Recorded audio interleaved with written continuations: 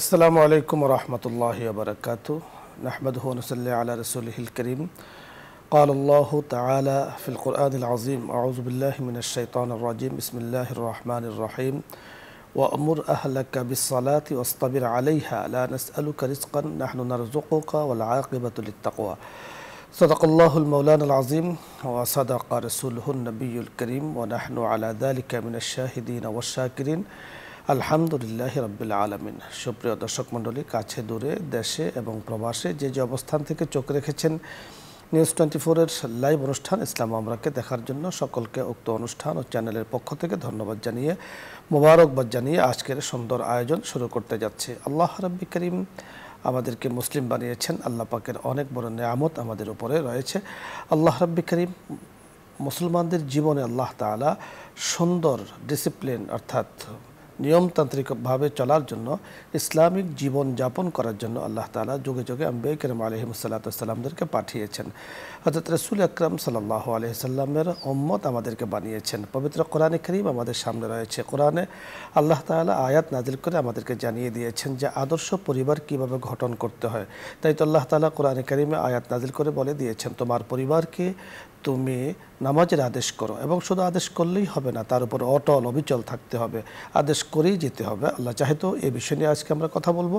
কথা বলার জন্য যিনি আমাদের সাথে যোগ দিয়েছেন বিশিষ্ট ইসলামী চিন্তাবিদ, মিডিয়া আলোচক, সুবক্তা, অত্যন্ত সুন্দর দলিল ভিত্তিক সুগোছালো আলোচনা করে থাকেন শেখ মুফতি আরিফ উদ্দিন মারুফ খতিব, সার্কিট হাউস, জামে মসজিদ, কাকরাইল, ঢাকা। সাথে আছে আমি আমজাদ হোসেন হেলালি। আসসালামু আলাইকুম ওয়া রাহমাতুল্লাহি ওয়া বারাকাতুহু। ওয়া আলাইকুম আসসালাম ওয়া রাহমাতুল্লাহ। শেখ কেমন আছেন? আলহামদুলিল্লাহ, আপনি ভালো আছেন? আলহামদুলিল্লাহ, আল্লাহ তাআলা খুব ভালো রেখেছেন। আপনার কাছে আজকে আমরা জানব যে আদর্শ পরিবার যেমনিভাবে পারিবারিক জীবনে প্রয়োজন, সামাজিক জীবনে, রাষ্ট্রীয় জীবনে, সকল ক্ষেত্রেই আদর্শ পরিবার প্রয়োজন। যে পরিবার আদর্শবান হয়, যে পরিবার থেকে ভালো কিছু বের হয়, তা সমাজ, দেশ, রাষ্ট্র সকলের জন্য কিন্তু উপকার। তো আপনার কাছে যে আদর্শ পরিবার আমরা সকলে চাই, এবং রাসূল আকরাম সাল্লাল্লাহু আলাইহি সাল্লাম আমাদেরকে যে ফর্মুলাগুলো বলে দিয়েছেন, করণীয় কাজগুলো বলে দিয়েছেন, সেগুলো কি কি, আমরা কিভাবে সেগুলো পালন করতে পারি, আপনার কাছে আমরা শুনব। ধন্যবাদ, জাযাকুমুল্লাহ খায়রাত। আলহামদুলিল্লাহ, আলহামদুলিল্লাহি ওয়া কাফা ওয়া সালামুন আলা ইবাদিহিল্লাযীনা ইসতাফা, আম্মা বা'দ। আমরা শুরুতেই যে বিষয়টি জানা দরকার সেটি হচ্ছে যে মানুষের সৃষ্টিগত বৈশিষ্ট্যের মধ্যে আল্লাহ তাআলা পরিবার ও পারিবারিক জিন্দেগিটাকে রেখেছেন। তাই পরিবার বিচ্ছিন্ন হয়ে থাকা, পরিবারহীন হয়ে থাকা, এটা মৌলিকভাবে মানুষের মানবীয় বৈশিষ্ট্য নয়, এবং এটা প্রকৃতিরও পরিপন্থী।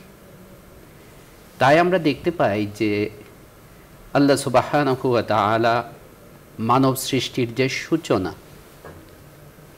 এই সূচনাটা আল্লাহ সুবহানাহু ওয়া তাআলা করেছেন পরিবারের মাধ্যমেই।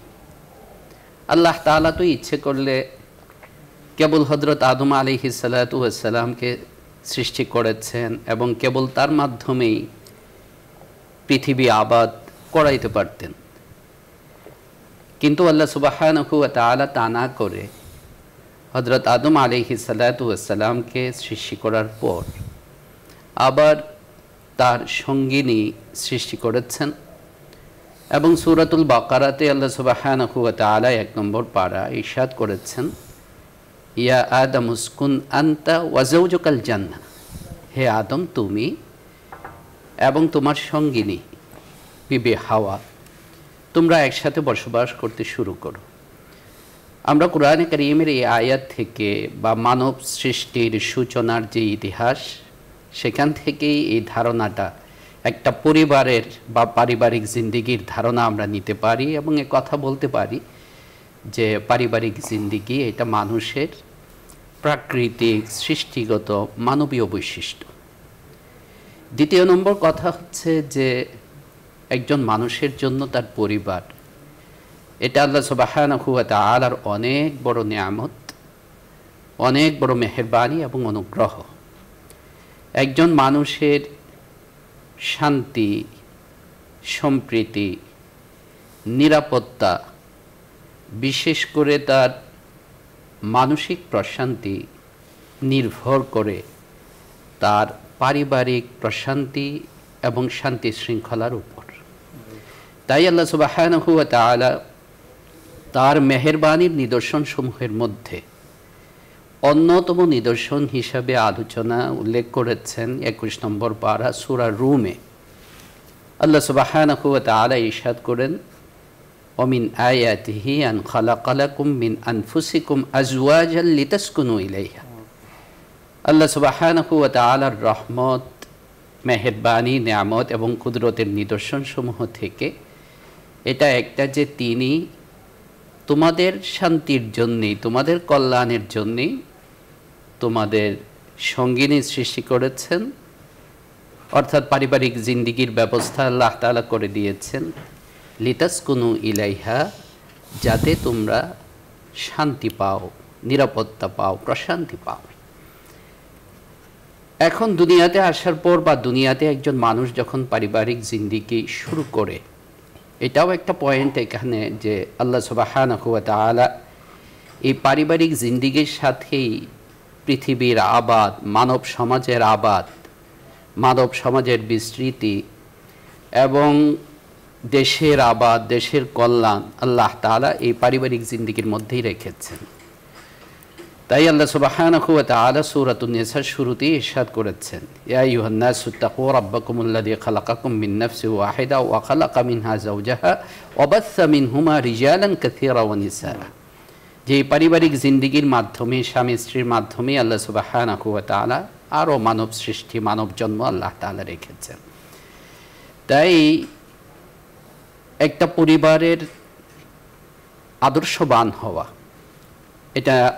এটার উপরে নির্ভর করছে একটা সুশীল, সুন্দর সমাজ গঠিত হওয়া, দেশ গঠিত হওয়া। একজন মানুষের পরিবারের মধ্যে তার স্বামী স্ত্রী, তার সন্তান সন্ততি। তাই একটা আদর্শ পরিবার গঠন হওয়া, এক্ষেত্রে বড় করণীয় হচ্ছে পরিবারের যারা কর্তা আছেন এবং কর্ত্রী আছেন, অর্থাৎ মা বাবা আছেন, পিতামাতা, তাদের হইল সবচাইতে বড় দায়িত্ব এবং করণীয়।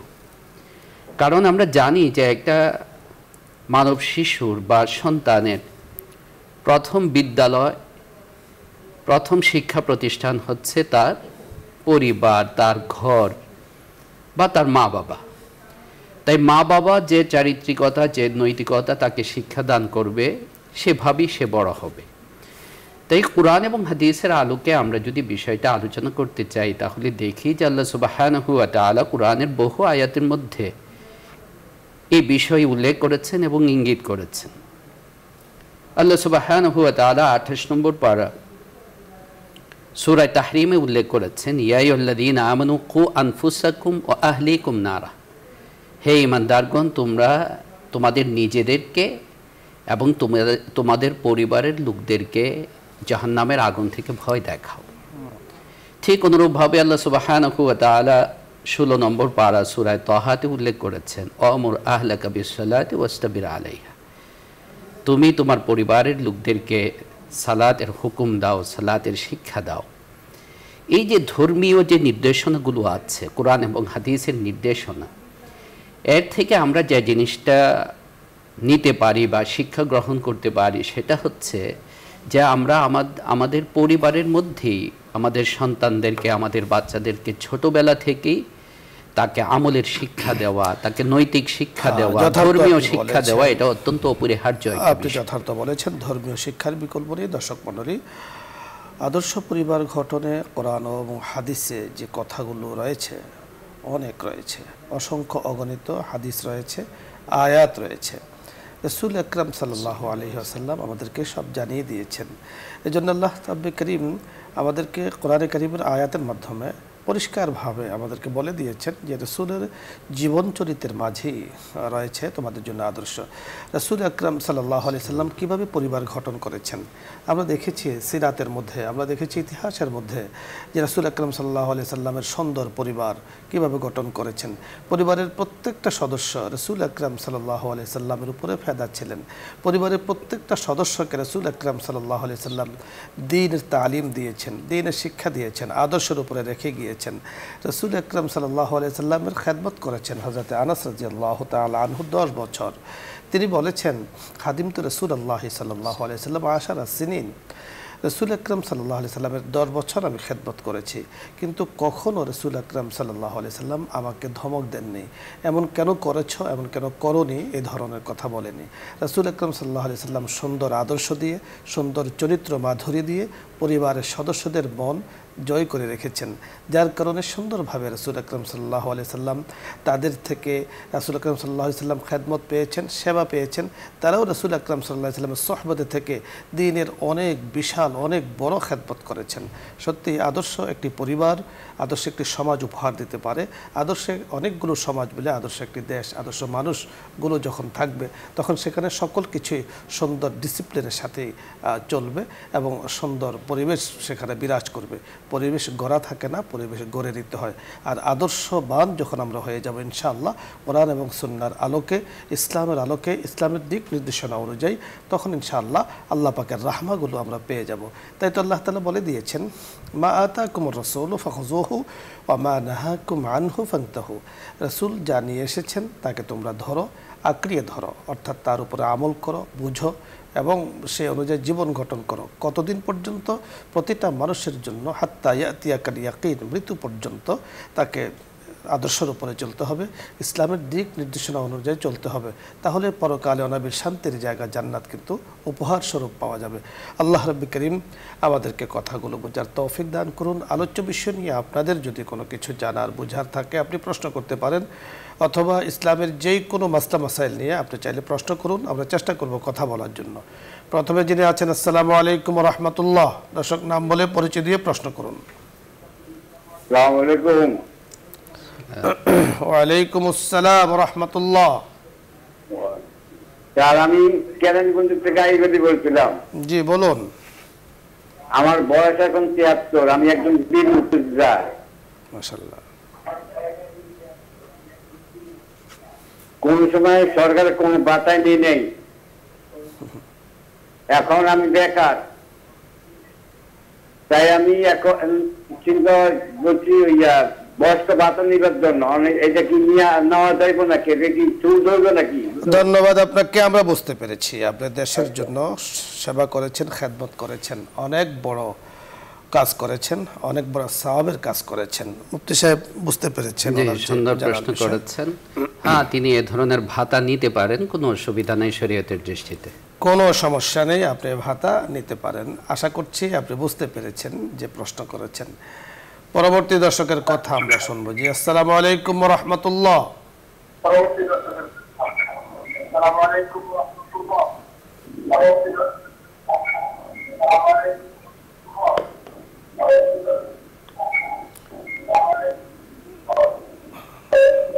দর্শক শুনতে পাচ্ছেন? আপনি পরিচয় বলে প্রশ্ন করুন।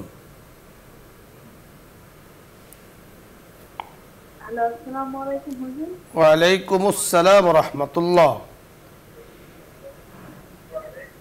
আমি কেরানীগঞ্জ থেকে বলছি। জি বলুন। আমার প্রশ্নটা হলো যে আমি সবসময় মানুষের নিয়ে, যেমন মানুষের কথাবার্তা, এগুলো সবসময় মাথার ভিতরেই ঢুকে, আর ওদের চিন্তা ভাবনা গুলো আমি খালি সবসময় করি। ধন্যবাদ। এর থেকে উত্তরণের পথ আপনাকে বেছে নিতে হবে। ইসলাম অত্যন্ত সুন্দর ফর্মুলা দিয়েছে। আপনার জন্য কি করণীয় শায়েখের কাছে আমরা শুনবো। কি প্রশ্ন করেছেন? মানে উনি যেমনটি বলেছেন, আমি যতটুকু বুঝতে পেরেছি যে মানুষের কিছু কথাবার্তা হয়তো বা শোনেন, তো সবসময় এগুলো নিয়ে চিন্তা করেন, গবেষণা করেন, এতে করে ওনার জীবনের স্বাভাবিক প্রাত্যহিক যে কর্মগুলো এতে ব্যাঘাত হয়। তো সেক্ষেত্রে ওনার কি করণীয়? সুন্দর কথা। আল্লাহ সুবহানাহু ওয়া তাআলার জিকির ওনাকে বাড়ায় দেও। প্রত্যহ যে নামাজের পরের যে জিকিরগুলো আছে এগুলো বিশেষ করে যে 3 তাসবিহ আছে নামাজের পরে, 33 বার সুবহানাল্লাহ, 33 বার আলহামদুলিল্লাহ এবং 34 বার আল্লাহু আকবার। আর সকাল সন্ধ্যার যে জিকির আছে 6 তাসবিহ সুবহানাল্লাহ, আলহামদুলিল্লাহ, লা ইলাহা ইল্লাল্লাহ, আল্লাহু আকবার, এরপরে ইস্তিগফার এবং দুরূদ শরীফ। এই আমলগুলি খুব বেশি। আল্লাহর জিকির যত বেশি বাড়বে তত বেশি বাহিরের জিনিস অন্তরে আসর সৃষ্টি করবে, প্রভাব বিস্তার করবে না। আপনি যা জানতে চেয়েছেন যদি তাই হয়, যেটা আমরা নিয়ে কথা বলছি, তাহলে আপনার জন্য জিকিরের কোনো বিকল্প নেই। জিকির মানে আল্লাহ পাকের স্মরণ। এবং শায়খ আরেকটি বিষয় আমাদেরকে ইঙ্গিত করেছেন, আপনি সবসময় ভালো কাজে যুক্ত থাকুন, সাংসারিক কাজে, ভালো কাজে, জিকিরের কাজে, তেলাওয়াতের কাজে যুক্ত থাকুন। তাহলে অন্যদের প্রভাবে, অন্যদের কথায়, অন্যদের আচরণে আপনার মধ্যে খুব একটা প্রভাব পড়বে না। কারণ এর দ্বারা যতটুকু আমরা বুঝতে পারি এবং বিষয়টি আমরা যতটুকু জেনেছি যে এর দ্বারা একটা সময় আপনার জীবনকে অতিষ্ঠ করে তুলবে। এই ধরনের বিষয় যদি আপনি বারবার চিন্তা করতে থাকেন, একটা বিষয় গাঢ় হয়ে যাবে, তখন আপনি চলাফেরা মুশকিল হয়ে যাবে। এজন্য অবশ্যই আপনাকে যে কাজগুলো করা শায়খে বলেছেন, এই কাজগুলো আপনাকে করে যেতে হবে। আমরা পরবর্তী দর্শকের কথা শুনবো। আসসালামু আলাইকুম রহমতুল্লাহ।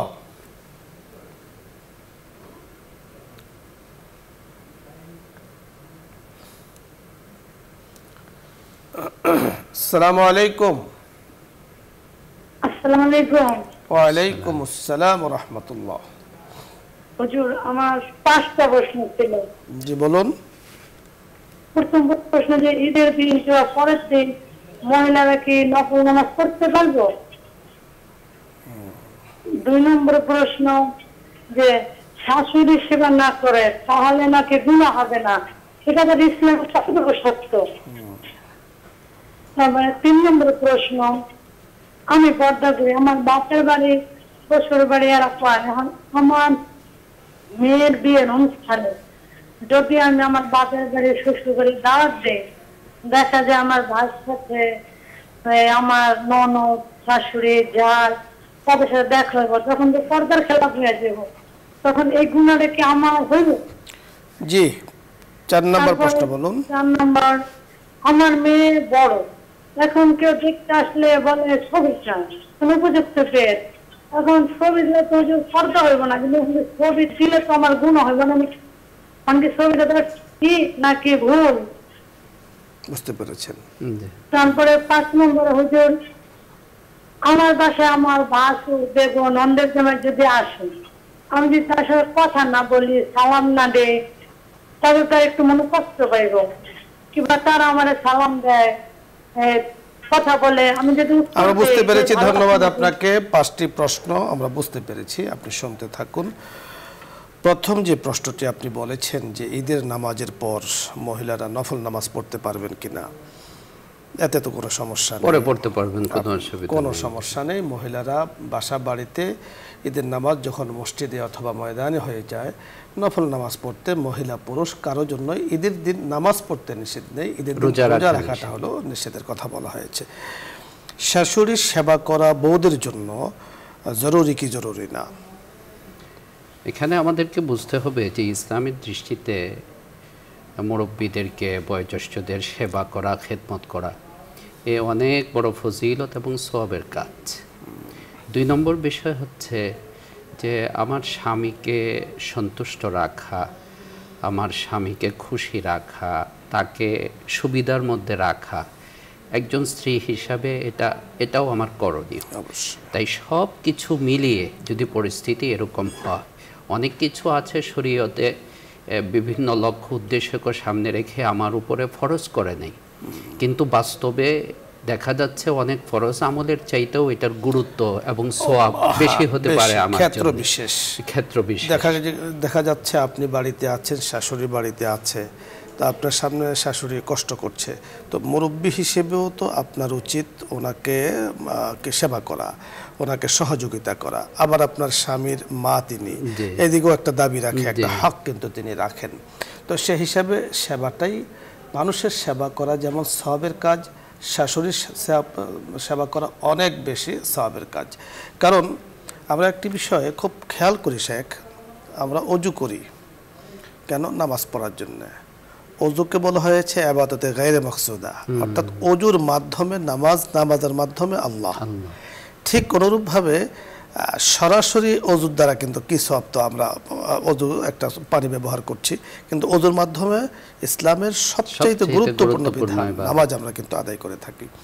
ঠিক অনুরূপভাবে শাশুড়ির সেবা এর মাধ্যমে আমি যেটা চাই আমার স্বামীর সন্তুষ্টি, আর শরীয়তে স্বামীর সন্তুষ্টির ব্যাপারে স্ত্রীদের জন্য খুব গুরুত্ব দেওয়া হয়েছে। আবার স্বামীদেরকে বলা হয়েছে তোমার স্ত্রীকে তুমি হুন্না লিবাসুল্লাকুম আনতুম লিবাসুল্লাহুন্না, কোরআনে কারিমে বিশদ আলোচনা এসেছে। তো সেক্ষেত্রে যেহেতু আপনার স্বামীকে আপনি অনেক মহাব্বত করেন, ভালোবাসেন, নিশ্চয়ই প্রত্যেকটা স্বামী চায় যে আমার স্ত্রী, আমার পরিবার, আমার মায়ের সাথে মিলে থাকুক, মা বাবার সেবা করুক এবং তাদের থেকে দোয়া নিক। এই দোয়াটা আপনার মাধ্যমে স্বামী পাবে, অনেক বড় কল্যাণের দরজা কিন্তু খুলে যাবে। এজন্য এই বিষয়টাকে এভাবেই আমাদের নিতে হবে। আরেকটি বিষয় বলেছেন উনি, পর্দার যে বিধান, যদি কোনো আয়োজন হয় সেখানে পর্দার খেলাফ হয়, তো সেক্ষেত্রে আসলে দায়ী কে থাকবে? এখন প্রথম নম্বর পর্দার হুকুমটা হচ্ছে আমার উপর, তাই আমার দ্বারা যেন পর্দার মানে আমার থেকে যেন পর্দার কোনো খেলাফ না হয়, পরিপন্থী না হয়, সেটা আমাকে খেয়াল রাখা। অন্যকে পর্দা করলো না করলো সেটার গুনাহ আমার উপরে বর্তাবে না। তবে যদি তারা আমার ঘনিষ্ঠ হয়, আমার অধীনস্থ হয়, তাহলে অবশ্যই তাদেরকে দাওয়াতের নিয়তে আমি বলবো, তাদেরকে উৎসাহ দিব তারাও যেন পর্দা করে। হ্যাঁ, সে একটি বিষয় মনে রাখতে হবে, লা তাআতা লিমাখলুকিন ফি মাসিয়াতিল খালিক, এই কথাটি মনে রাখতে হবে। খালেক স্রষ্টার নাফরমানি হয় এমন কোনো হুকুম মাখলুকের থেকে নেওয়া যাবে না। মাখলুক যদি আপনাকে কেউ, মাখলুক মানে যে কেউ হোক, আপনার বাবা হতে পারে, স্বামী হতে পারে, যারা সবচাইতে বেশি ঘনিষ্ঠ, এর থেকে ঘনিষ্ঠ তার কেউ হতে পারে না, সবচাইতে আপন বাবা, সবচাইতে আপন আপনার স্বামী, তারাও যদি ইসলামের খেলাফ আপনাকে কোনো হুকুম করেন সেটাকে কিন্তু নেওয়া আপনার জন্য যাবে না। শাইখ আপনি বড় চমৎকার বলেছেন যে পর্দাকে রক্ষা করা আলাল ইনফিরাদ, প্রতিটা ব্যক্তির উপরে জরুরি, নারী হোক পুরুষ হোক। কোনোভাবেই আপনি দাওয়াতে যান, কোনো অনুষ্ঠানে যান, কোনো সেখানে যান, আপনি যেমন আপনার নিজেকে, নিজের পর্দাকে, নিজের সকল কিছুকে রক্ষা করার দায়িত্ব কিন্তু আমার নিজের উপরে। এই জন্য অন্য কাউকে দায়ী করা যাবে না। যদি সে পরিবেশ থাকে আপনি যাবেন, পরিবেশ না থাকলে অবশ্যই আপনাকে সুন্দরভাবে সেখান থেকে আপনাকে পরহেজ করতে হবে। আরেকটি বিষয়, মেয়ে দেখার বিষয় উনি বলেছেন, বুঝতে পেরেছেন প্রশ্নটি? বিয়ের আগে মেয়ে দেখা, বিয়ের আগে মেয়ে দেখা, এই ব্যাপারে সতর্ক থাকতে হবে যে সবাইকে দেখানো জায়েজ নেই। মেয়েকে মেয়ে দেখতে পারা মানে অন্য পরিবারের যারা, পাত্রের পরিবারের মেয়ে যারা আছেন, পাত্রের মা, পাত্রের বোন, মেয়েকে দেখতে তো কোনো অসুবিধা নেই, কিন্তু কেবল পাত্র যে সেই দেখবে তার জন্যই বলেছেন। এই বিষয়টি এত বেশি গুরুত্বপূর্ণ বা আলোচনার দাবি রাখে বর্তমানে, যে যেন মেয়েকে দেখতে যাবে, প্রথমে এক অফদ যাবে, মেয়েদের একটা গ্রুপ যাবে, এরপরে ছেলেদের যাবে, আবার উকিল বাবা বানানো হয়, উনিও দেখেন, আবার পরিবারে অনেকেও দেখেন। মানে পাত্রীকে, একটা মেয়েকে বিবাহ দিবে, সে এমনি বাবার বাড়ি থেকে স্বামীর বাড়িতে চলে যাবেন, সারা জীবন যেখানে কেটেছেন, শৈশব, জন্ম, সকল কিছু সেখানে রেখে আরেক জায়গাতে চলে যাবেন, এমনি তো তার উপর একটা প্রেশার আছে। আবার এই ধরনের ভাবে মানে আসলে এটা কিন্তু শরীয়তের দৃষ্টিতে রাসূল আকরাম সাল্লাল্লাহু আলাইহি সাল্লাম যতটুকু বলেছেন যে তুমি বিবাহ করবে, তুমি দেখবে, অর্থাৎ পাত্রকে বলেছেন যে তুমি দেখে তুমি বিবাহ করো। তাহলে শুধু পাত্রের জন্য জাস্ট, আবার সেটাও কখন বলেছেন যে যখন তুমি সিদ্ধান্ত নিবে, প্রাইমারি বিষয়গুলো ফাইনাল হওয়ার পরে পরিবারে তুমি বিবাহ করবে, এবং তুমি বিবাহের যে নিয়মগুলো আছে, তোমার সম্পদের বিষয়টা দেখতে বলা হয়েছে, বংশের বিষয়টা দেখতে বলা হয়েছে, সৌন্দর্যতার বিষয়টা দেখতে বলা হয়েছে, দ্বীনের বিষয়টা দেখতে বলা হয়েছে, সকল কিছু ঠিকঠাক আছে। রাসূল বলেছেন দেখে তুমি সিদ্ধান্ত নাও যে তুমি কি করবে, জাস্ট এই পর্যায়ে গেলে। কিন্তু যত্রতত্র যাকে তাকে যখন তখন, এটা কিন্তু ঠিক নয়। এ বিষয়ে খুব খেয়াল রাখতে হবে। আর উকিল বাবার সিস্টেম ইসলামে নেই। অপরিচিত কাউকে উকিল বাবা বানিয়ে তাকে পরিবারের অন্তর্ভুক্ত করে নেওয়া এবং শরীয়তের যে বিধানগুলো আছে, পর্দার বিধান, সেটাকে উঠিয়ে দেওয়া, এটা ইসলামে নেই। আরেকটি প্রশ্ন আপনি করেছেন যে আপনার ভাসুর অথবা দেবর যদি বাসায় আসে, তারা যদি আপনার সাথে কথা বলতে চায়, আপনি কথা না বললে তারা মন খারাপ করে, একই বিষয়। জি, আমরা বলবো পর্দার হুকুমকে মেইনটেইন করে অতিরিক্ত কথা না বলা, জাস্ট শুধু হালপুরসি করা, সালাম বিনিময় করা, বাস। পর্দাকে রেখে আল হামু আল মৌত হাদিসে বলা হয়েছে, দেবরকে মৌতের মতো ভয় করতে বলা হয়েছে। অর্থাৎ আপনি পর্দার বিধানটাকে সম্পূর্ণরূপে পালন করবেন, কারণ শরীয়ত আমাদের পুরুষের জন্য যেমন পর্দা রেখেছেন, নারীদের জন্য পর্দা রেখেছেন, এবং পর্দার এই বিষয়গুলো কোরআন এবং সুন্নাহ দ্বারা, সহিহ হাদিস দ্বারা প্রমাণিত। কোরআনের অনেক আয়াত আছে এই সম্পর্কে। আমরা পরবর্তী দর্শকের কথা শুনবো। জি, আসসালামু আলাইকুম ওয়া রাহমাতুল্লাহ। ওয়া আলাইকুম সালাম ওয়া রাহমাতুল্লাহ। হুজুর, আমি ঝরম পাগল থেকে নজর বলছিলাম। জি বলুন। হুজুর, জানাজার সালাতে যদি ইমাম সাহেব তাকবীরে ভুল করেন তাইলে কি নামাজ পুনরায় পড়তে হবে? জি, আমরা বুঝতে পেরেছি। 2 নম্বর প্রশ্ন হলো হুজুর, ওযু করে আসলে জানাজার সালাতে অংশগ্রহণ করা মানে জামাতে অংশগ্রহণ করা মানে আশঙ্কাজনক হয়ে গেলে এই ক্ষেত্রে তাইমুম করে সালাতে অংশগ্রহণ করা যাবে? জি জি, বুঝতে পেরেছি। দুটো প্রশ্ন, আপনি শুনতে থাকুন, আমরা কথা বলছি। খুবই গুরুত্বপূর্ণ দুটো প্রশ্নই আপনি করেছেন। জানাজার তাকবীরে যদি কোনো কারণে, এবং ওই যে জানাজার নামাজ ছুটে যাবে এরকম যদি আশঙ্কা হয়, তাহলে তায়াম্মুম করে তাড়াতাড়ি জানাজার নামাজের মধ্যে শরীক হয়ে যাবে। আর জানাজার নামাজের তাকবীর এটা একটা ফরজ বিধান, তাই এটা ভুল করা যাবে না। এটা ভুল করলে আবার পড়ে নেবে। জানাজার তাকবীরের ব্যাপারে মুফতিয়ানে কেরাম অত্যন্ত সুন্দর সমাধান দিয়েছেন। এই সম্পর্কে বিস্তারিত আলোচনা এসেছে যে খতিব সাহেব, অর্থাৎ যিনি নামাজ পড়াচ্ছেন, ইমাম সাহেব, উনি যখন তাকবীর বলবেন তো ওনাকে তো তাকবীর 4টি দিতে হবে। দেখা গেল যে একটি তাকবীর উনি দেননি, ছুটে গিয়েছে। তো সেক্ষেত্রে মুফতিয়ানে কেরাম বলেছেন যে ইমাম সাহেব সালাম ফেরানোর পরে যখন মনে হবে সাথে সাথে কথাবার্তা না বলে আরেকটা তাকবীর দিয়ে দিবেন। এই তাকবীরটা দেয়া জরুরি। সালাম ফিরিয়েছেন, মনে নেই, কিন্তু অন্য কোনো কাজ করেননি, তাহলে ওনাকে আরেকটা তাকবীর দিয়ে দিলে এই জানাজা হয়ে যাবে। কিন্তু কোনো কারণে ভুলে গিয়েছেন, তাকবীর দেন নাই, লোকজন ছোটাছুটি করছে, পরে মনে হয়েছে, তবে শাইখ যেটা বলেছেন যেহেতু তাকবীর জরুরি, আবার তাকবীর পড়তে হবে। এখানে আরও শরীয়ত সহজ সমাধান দিয়েছেন যে তাকবীর একটা কম হলো, কম হওয়ার পরে ওনার দাফন কাফন হয়ে গেল, 3 দিন পরে মনে হয়েছে, বলা হয়েছে কবরের পাশে গিয়ে হলো আবার জানাজা তাকবীর দেওয়া, জানাজা পড়ে নেওয়া। শরীয়তে মানে কোনোভাবে আমাদেরকে আটকিয়ে রাখেনি যে এটা না হলে ওটা। সুন্দর সুন্দর সুরত কিন্তু আছে। আর শাইখ তো তায়াম্মুমের কথা বলেছেন, তাকবীর ছুটে যাওয়ার সম্ভাবনা থাকলে ওজুর পানি দূরে আছে, সেক্ষেত্রে তায়াম্মুম করে জানাজায় শরীক হওয়া যাবে, কোনো সমস্যা নেই। পরবর্তী দর্শকের কথা আমরা শুনবো। জি, আসসালামু আলাইকুম ওয়া রাহমাতুল্লাহ। আসসালামু আলাইকুম। ওয়া আলাইকুম আসসালাম। জি হুজুর, আমি আযানের জবাব দেওয়া সম্পর্কে জানতে চাই। আরেকবার বলুন। আযানের জবাব দেওয়া ওয়াজিব না? জি জি জি, আমরা শুনতে পেয়েছি, বুঝতে পেরেছি। আপনি শুনতে থাকুন, আমরা কথা বলছি। সুন্দর প্রশ্ন করেছেন। আজানের জবাব দেওয়া 2টা প্রকার আছে। একটা জবাব হচ্ছে মৌখিক, আর একটা জবাব হচ্ছে আমলি বা কার্যকরী। মৌখিক যেটা আজানের জবাব দেওয়া, সেটা হচ্ছে সুন্নাত, অর্থাৎ মুয়াজ্জিন সাহেব যখন আল্লাহু আকবার বলবে, যা বলবে সাথে সাথে সেটাই বলা।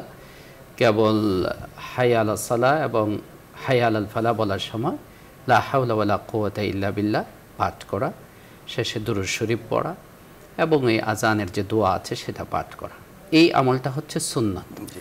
আর আরেকটা জবাব হচ্ছে আজানের আমলের মাধ্যমে জবাব দেওয়া, সেটা হচ্ছে যে আজান যে লক্ষ্য এবং উদ্দেশ্যকে সামনে রেখে দিচ্ছে যে আমরা যেন নামাজের জন্য তৈরি হই, তো আমরা ওই হুকুমটা তাড়াতাড়ি পালন করে নেওয়া ওয়াজিব বলা হয়েছে। ফাসআউ ইলা যিকরিল্লাহি ওয়া যারুল বাই'a ইযা নুদিয়া লিস-সালাত, যখন নামাজের জন্য, অর্থাৎ এখানে আজানের কথা বলা হয়েছে, তখন দ্রুত নামাজে অংশগ্রহণ করা জরুরি। পরবর্তী দর্শকের কথা আমরা শুনবো। জি, আসসালামু আলাইকুম ওয়া রাহমাতুল্লাহ।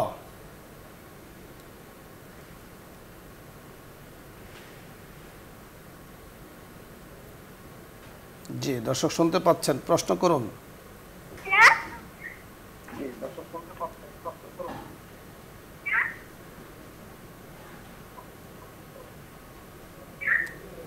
পরবর্তী দর্শকের কথা শুনবো। আসসালামু আলাইকুম। ওয়ালাইকুম আসসালাম।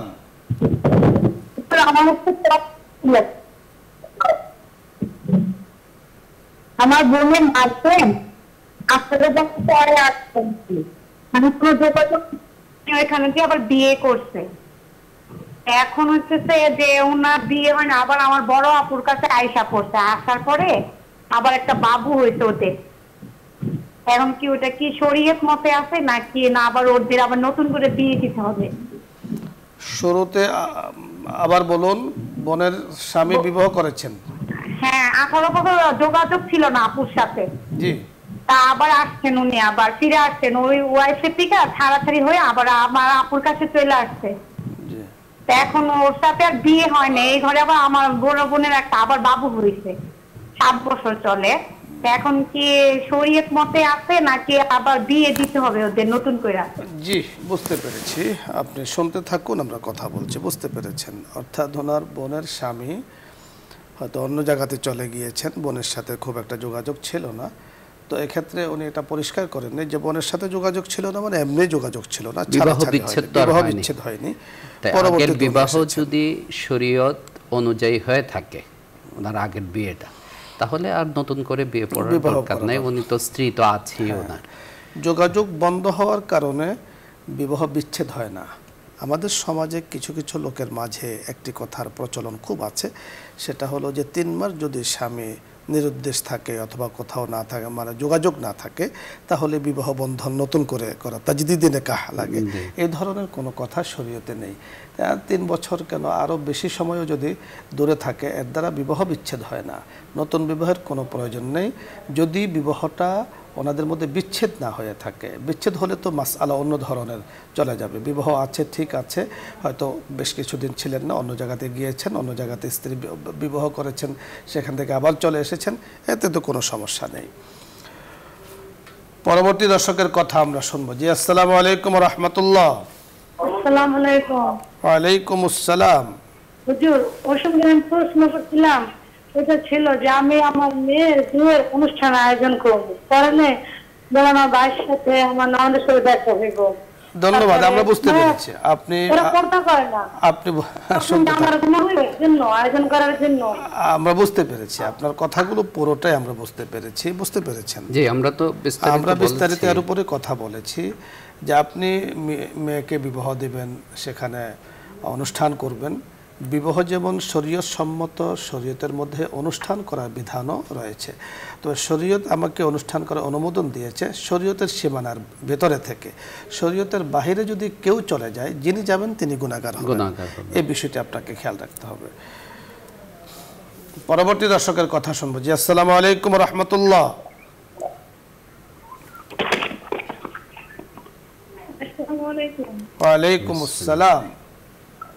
হুজুর, আমি আপনাদের অনুষ্ঠান দেখে খুব ভালো লাগে, অনুষ্ঠানের সময় যদি একটু বাড়াতেন।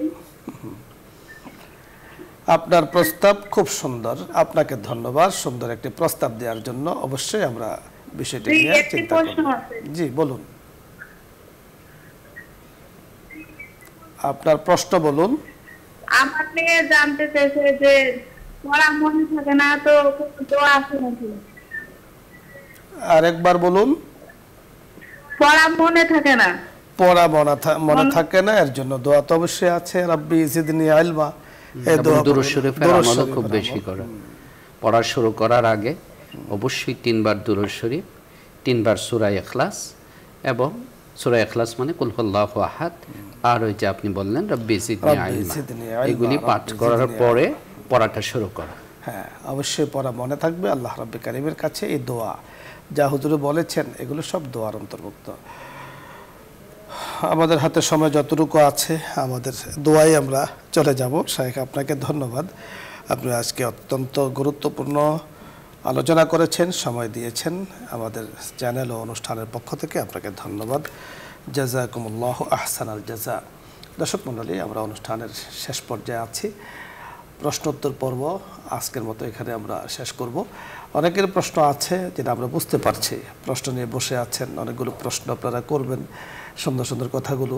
এখানে আলোচনা হবে ইসলামের কথাগুলো, কিন্তু আজকের মতো সময় নেই। ইনশাআল্লাহ আল্লাহ পাকের তৌফিক যদি হয়, আল্লাহ পাক সকলকে ভালো রাখেন, আগামী দিন আমরা এর পরের দিন ইনশাআল্লাহ ধারাবাহিকভাবে এই অনুষ্ঠান প্রতিদিন হয়, প্রাত্যহিক অনুষ্ঠান। আপনারা প্রশ্ন করবেন এবং অবশ্যই প্রশ্নের যে আলোচনাগুলো এখানে আসে বোঝার চেষ্টা করব এবং সেই অনুযায়ী আমল করার চেষ্টা করব। আল্লাহ রাব্বুল কারীম আমাদেরকে কথাগুলো বোঝার তৌফিক দান করুন। সকলে ভালো থাকুন, সুস্থ থাকুন, আগামী অনুষ্ঠানগুলোর সাথে থাকুন, আশাবাদ ব্যক্ত করে আজকের মতো বিদায় নিচ্ছি। আসসালামু আলাইকুম ওয়া রাহমাতুল্লাহি ওয়া বারাকাতুহু। এখন দোয়া হবে, দরুদ ইস্তেগফার পাঠ করি। اللهم صل على محمد وعلى آل محمد كما صليت على إبراهيم وعلى آل إبراهيم إنك حميد مجيد. اللهم بارك على محمد وعلى آل محمد كما باركت على إبراهيم وعلى آل إبراهيم إنك حميد مجيد. أستغفر الله ربي من كل ذنب وأتوب إليه. لا حول ولا قوة إلا بالله العلي العظيم. الحمد لله رب العالمين، والصلاة والسلام على أشرف الأنبياء والمرسلين وعلى آله وأصحابه أجمعين.